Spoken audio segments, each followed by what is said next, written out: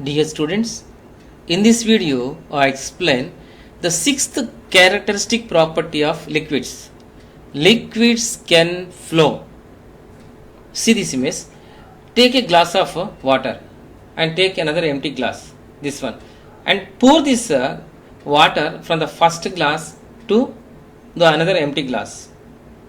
Okay, so liquids can be poured from one container to another container in a smooth flow. Okay, so the flow is always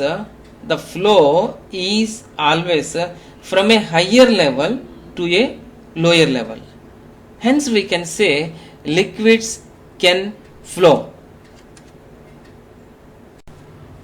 Now the summary of the characteristic properties of liquids. There are 6 characteristic properties. The first one, all liquid matter has mass. The second one, all liquid matter occupy space.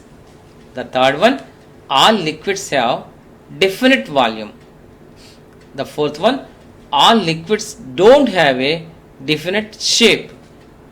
The fifth one, liquids can be compressed to a small extent. The sixth one, liquids can flow. So, a liquid has a definite mass and volume but no definite shape and has only one free surface. So, a liquid has a definite mass and volume but no definite shape and has one free surface. So examples of liquid matter: water, cool drink, petrol, kerosene, groundnut oil, sugar solution, and etc.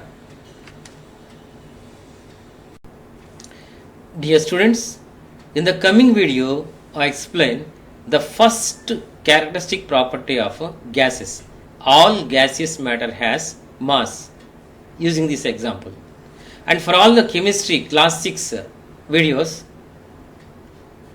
please click the playlist link which is given in the description part of this video.